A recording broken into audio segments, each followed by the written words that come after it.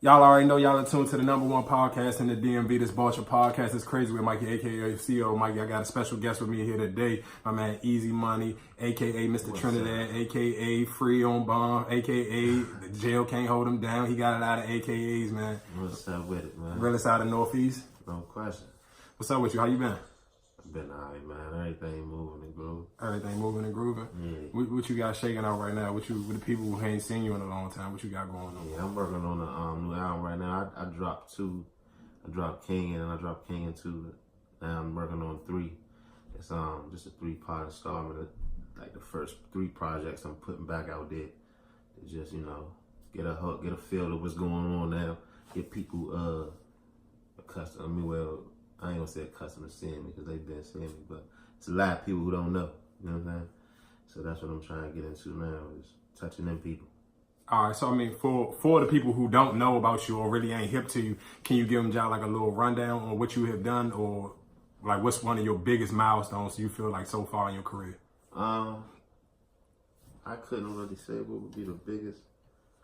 Well, what do you think people most familiar with you with? Man, I started on the open mic circuit. You know what I'm saying? A lot of people familiar with me by that. That's really that's where my buzz started at. Because I've been doing music, but I ain't really get on the scene until I started figuring out where open mics was at. Because I ain't know for real. And the trap, I don't know what the fuck is going on with open mics, but I figured it out. I started messing with that. And just going performing every week, and people starting to see, like, I really wasn't known for the music. It was because they be like, man, we ride down the street and see that nigga. Right. That really wasn't going on a lot with the rappers and the open mics. You know what I'm saying? Okay, question before you get too far into that. Do you think that helped you or hurt you for people realistically be able to see you and know that, all right, this nigga Jolly always outside really getting to it? Did you feel like that hurt you or helped you in a way when building a fan base, or just even people get familiar with you in the rap game? No, it helped. It helped. It hurt too, though. You know what I'm saying? So it helped. So where you feel like it helped that, and where you feel like it hurt you? It helped because the people that were seeing me, they knew.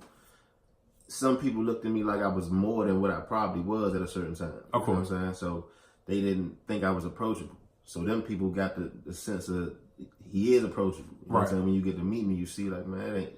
I mean, you listening to music, you thinking like, damn, this nigga probably on that 24/7, but it ain't like that in real life. Where I think it hurt is the people that made them feel like I was even less approachable. You know what I'm saying? So do you feel like that kept you away from like features, or just kept you away from like dealing with like DJs personally, promoters? What you like when you say that? Nah, everybody was fucking with me. All the promoters, all the DJs, everybody still was fucking with me. I just think it was a lot of people didn't think it was real, and then they seen it was real. You know what I'm saying? That's like a perception. You feel what I'm saying? There was just a different time. So to know that a nigga really doing this shit that he rapping, it was admired. But then it was frowned upon too, because it's like, man, we can't, that nigga probably, I might want to do a song with that nigga, but if I tell a nigga I'm charging them, they not going to take it how they going to take somebody who's more likable. Right. You feel what I'm saying? If somebody more likable say, man, give me 500, nigga be like, bet, man, we just going to pay him the 500, ain't nothing. If I said, it's like, man, that nigga think he like that. But like, so do you think that come from you being outside, or do you think that just came from like, I don't like, what do you think that, I guess that came from? Because I mean, just because you outside, I don't think that means that you shouldn't charge niggas for a feature. Nah, man, I'm just saying everybody not really street niggas. Right. You know what I'm saying? Now it's a little more different. But even now, like, a lot of the niggas in the street, not street niggas. They just niggas in the street. So, okay, let's touch on that for a second. Do you feel like a lot of niggas now, and I personally feel this way, a lot of niggas now are outside off of scamming money and not outside off of trapping money? Ain't no question, man. Hey, man, listen, I speak on that in my music. Like, this new shit I be putting out, I really be touching on that. Like, man, I'm a scammer. I'm not a scammer, I'm a jammer. You know what I'm saying? Like, speak on that and go and just so for people who don't really, maybe under a rock or something, it's not outside and they don't get what you're saying. Yeah. What you mean when you say I'm not a scam, I'm a jammer? I'm really gonna go chase this money. I ain't stealing it. Right. You feel what I'm saying? Like, man, look, this law. A lot of these rapper niggas here right now, they scammers. Of course. A lot of these niggas, they not going to go get this money, so they praising the fact that they got the money, but you stole that. Like, you a thief. For real. So you rapping about trapping, but you thieving. Exactly. You feel what I'm saying? I really was, like. So, okay, my thing for you, and my question for you, just on Man Time, how do you feel, I guess, about just that situation? Or necessarily don't even have to be directed to rappers, but just niggas outside posing like they trapping and realistically they just busting a move in a bank. Like anything, man. I mean, you still, look, this what, I go through this conversation with my men a lot, right? Because we all know, everybody know niggas that do the shit. Right. You know what I'm saying? But I don't hold my tongue about that shit. I feel like, you go hustle. You know what I'm saying? If you can't do nothing legally, then go hustle. Why you stealing? You stealing money. They feel like it's another hustle. It's just, that's their hustle. Everybody got their own hustle. Now, generally, yeah, that's true. But I just don't respect it. Me, of course, and I agree with you, and I feel like most 90% of niggas who done got their money outside really beating the block at all times of the day and night don't respect the nigga who's scamming, because you're not don't get me wrong, you still taking a chance, but realistically, if I get caught with a whole jump and I get caught coming out of a bank, maybe I get at the max 10 years, and nigga get caught with a whole jump, he might do 30. It's a big ass difference between playing white collar crimes and really outside banging. Yeah, like, just don't, it's a hustle, but just don't make it seem like because everything is trap. That's all niggas talk about. They trap. But they scam. Do you think because niggas realistically, because don't get me wrong, at the time when trapping was at its prime, and that's how you got your respect in the street, that's how you got your name up. Do you feel like because it maybe is a little bit different nowadays, where niggas still know what people respect more, so that's why they don't really brag about scamming? Like, you might hear like one or two niggas here and there talk about busting checks and shit like that. Like Vado, I think back in the day used to rap about it, or even I think Chinks Drugs at a minute, with Jolly rapped up about it. But like regular young niggas now, I think it's because they know it's looked down on, they not about to put that in their rap like, oh, I just busted John at Wells Fargo. They gonna try to sound like they just ran off on the plug. But I would respect that.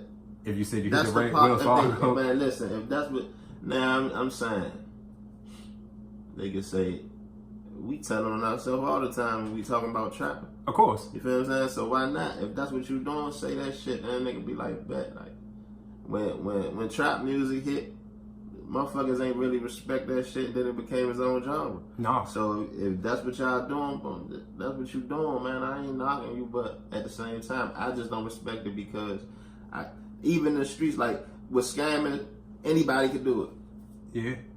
It's just like now, the reason why the streets is fucked up is because anybody can go out there and get money. I feel like anybody can get money, but I feel like the streets is fucked up because everybody not a trapper. That shit gotta be in you. That shit ain't something you can just, okay, well, just because I ran up 20 bands, I'm about to go buy some drugs. You gonna get fucked. Your money gonna get fucked up fast. All fucked up things are the beginning of a domino effect, man. Straight up. So when all these wild niggas get to being able to just get in the game and do shit just as they please, all type of, now the rules gonna change. And when the rules change, they gonna say, man, well, look, this is just how it is now. You gotta get with, like, you gotta catch up to what's going on. Okay, so when you saying that, do you feel like that's almost how the rap game is right now? Fuck yes. You got to, man. Like, and we all gotta do it. Like, so it gotta be done. But the thing is, like, I gotta talk about something. I can't go, like, when I make music, I get in front of, just like now, I get in front of the mic, I don't know what's about to happen. Mm-hmm. So I gotta recollect some shit. I gotta conjure this shit up in my head. If that's the shit they conjuring up in their head, it's something wrong. Cause if I'm talking about, I talk about smoking weed, but I'm not just making endless songs about using the drugs. You trap music. It's the trap music that they make using to talk about using the drugs. You ever think about that? It's ass backwards as hell. Straight up. But I guess for them, I guess if I play devil's advocate on it, it's kind of course they're gonna always say, what's the difference between being a dealer and a user? I mean, we know the difference And we know the difference because the difference between nobody never wants to be the crackhead. Yeah, and that's my point. Like now, that's cool to them. Like if because it's not crack though. Don't matter. They junkies, and it's cool to them. Man, like I said, we all men. If they want to do what they want to do, they want to do what they want to do. Then they blowing, they doing all type of shit. But if that's what they doing, you're not the trapper. Like, I mean, I agree with you. Misconstruing like this. Like, look, it's laws to things. When the streets was the streets, it's because people followed them laws. It wasn't a million motherfucking rats because that was a law that people abided by because they knew what they was getting into. They get into the shit and make their own laws. And then it's like, if you a real nigga, you gotta conform to what the laws that they. No, that's a fact. Just because right now, you play. You know how the streets go. It's big bank, tank, little bank. So the nigga that's pulling the scammer, realistically, he can hit a lick for 20. He got big bank right now. If he do that, and I'm gonna tell you what else I don't respect. Now, I'm not gonna say I respect no scammers because you know what I'm saying. It's ways to finesse whatever hustle you finesse. I see a lot of these niggas, and I mean especially here, a lot of these niggas be scamming, but they don't do nothing with it.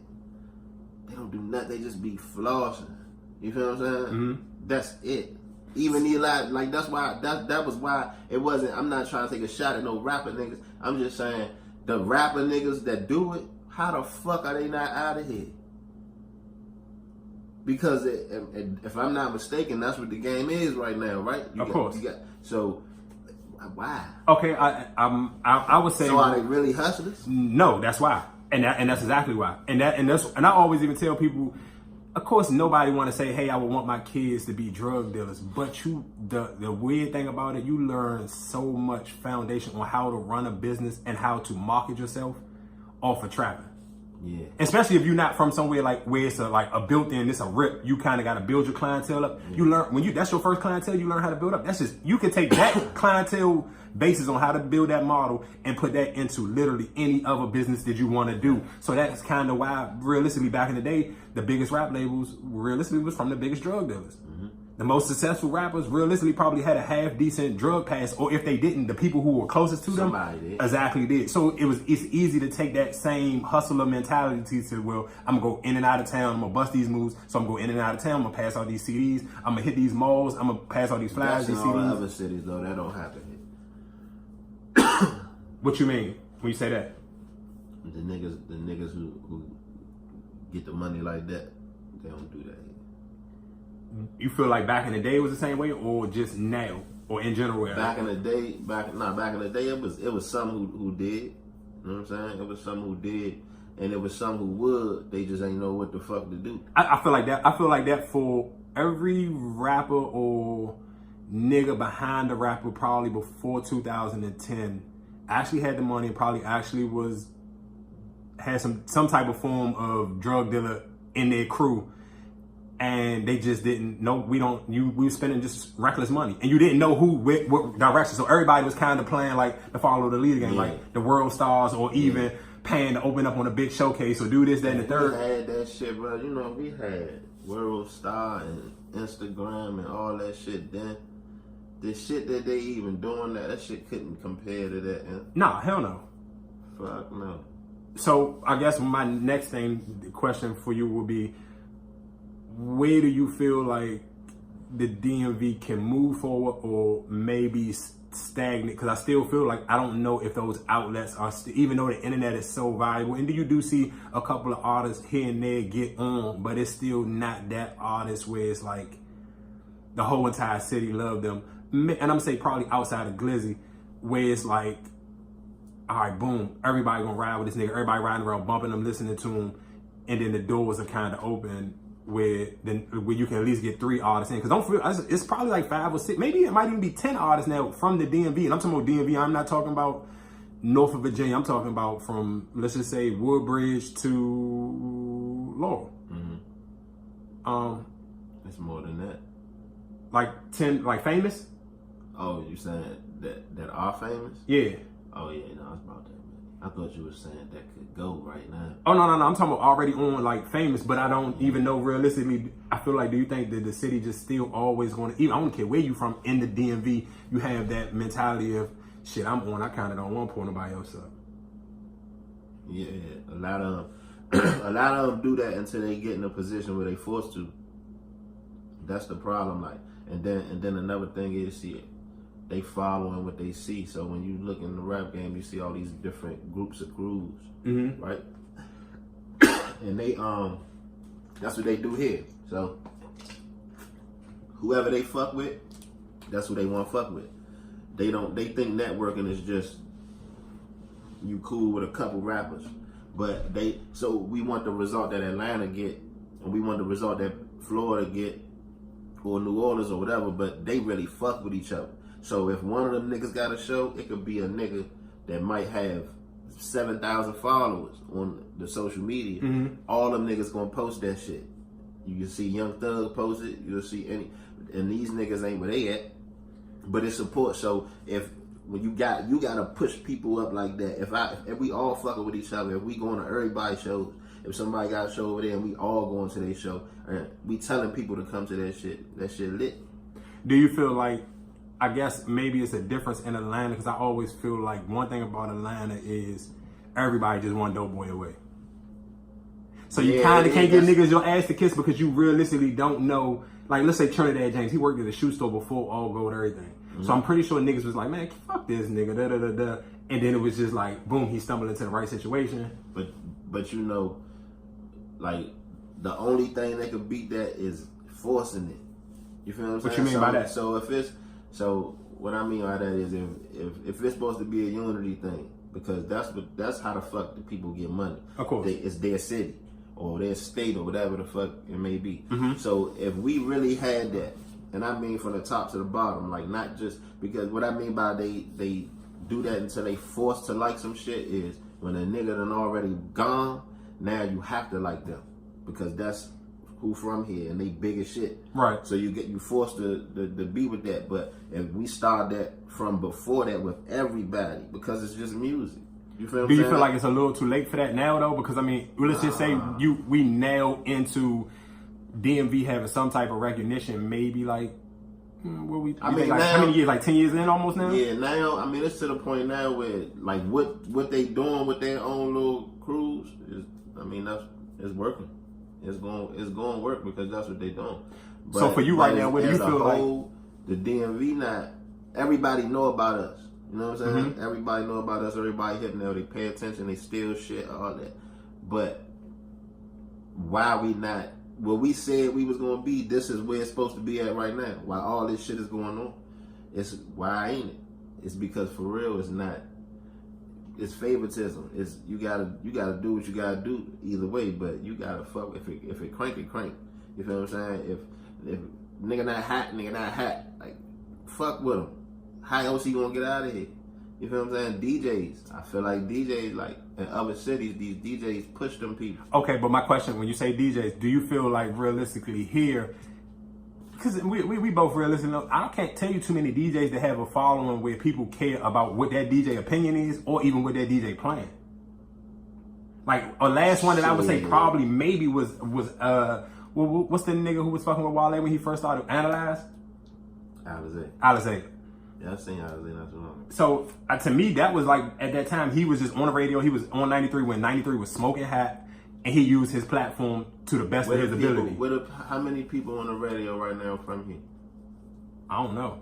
I realistically, I don't even listen to the radio. That's what I'm saying. Like, who? I don't know, but who do we, like, which one of them do we really value their cosign or even value their opinion? Like, if they had a birthday party, like, I'm pretty sure if DJ Scream or DJ Drama got a birthday party in Atlanta. Alizé and them was fucking with people. If you knew, bro, listen, when I was at my most popping point in my and what year? career, Put a year on that so people who not hip, they can kind of get a thought pattern of it. I'm gonna say from 07 to 2011. And out of them, what's that? 4 years. Which year do you feel like was your hottest year out of the 4? 2009, 2010. I got out my record deal and all that shit right there. And I did it myself. You know what I'm saying? So that's what I know. Like, I ain't know nothing about running no business or doing nothing. I just did it. I knew, like, man, if I'm gonna do this shit, I'm gonna do it like they do it. You know what I'm saying? So I started a company went through the process. I got a studio. I had a studio on 8th Street. But I didn't know what the fuck I was doing. I knew from being signed and going through what I went through as a signed artist, I knew the game. You know what I'm saying? So I felt like I could put it together like that, but I really ain't know what I was doing. But what it did was, what I mean by I didn't know what I was doing was I had the money. I wasn't playing with it the right way. I was living like a rapper for real, like I already made it. You know what I'm saying? But it helped because I was lit. Like I could walk anywhere. Man, I had motherfuckers asking me for my autograph. It fucked me up because it made me big headed. But it was that shit was really happening, and it wasn't happening like that for rappers here. You know what I'm saying? So I guess when you say that, what do you say? I guess where do you feel like you could have redid it, or you felt like when you got yourself out of the situation?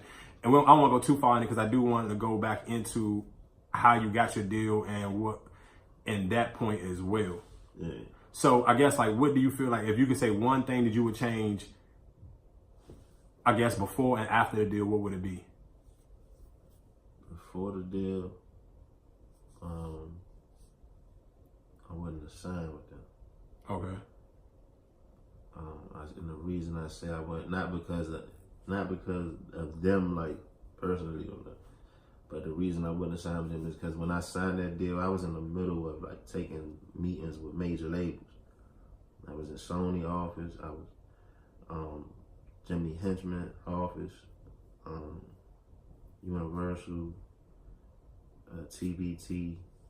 We was in all these offices. The label I signed to ended up getting a distribution deal through TBT. But I was already in TBT office before, like just with my manager. Right. You know what I'm saying?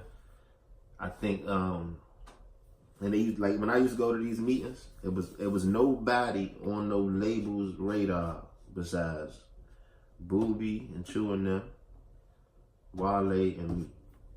They used to show me whatever the little system is where they go look around the country to see what artists getting spins and attention and all that shit. They showed me that. They said they was looking at the DMV since like 2005. They just wasn't seeing nothing. You know why? Because if you go to another city, they spinning everybody's shit. Of course. And do you feel like I think for here, go-go is a gift and a curse for rappers. Where it's like, it's our own sound, it's our own thing, it is the heart of the city. But at that same time, it's kind of like that 9:30 point where they play go-go, which I do, what I can say, when I do turn into the radio now, Bacon Bed do have a segment where she plays like 2 local artists a night. Yeah.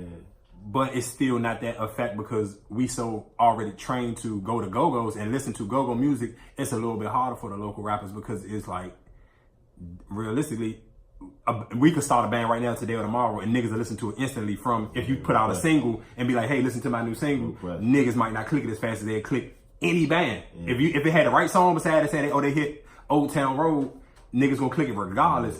But if we sit here and say you did a freestyle over Old Town Road, niggas might not click it as fast as they click a band. So I feel like that's one of the detriments for DMV artists, where it's like we so programmed to just listen to a band first. You kind of like just you have to be like really a legit motherfucker to really get niggas to listen to your rap music. Yeah, no question. I'm gonna pump that.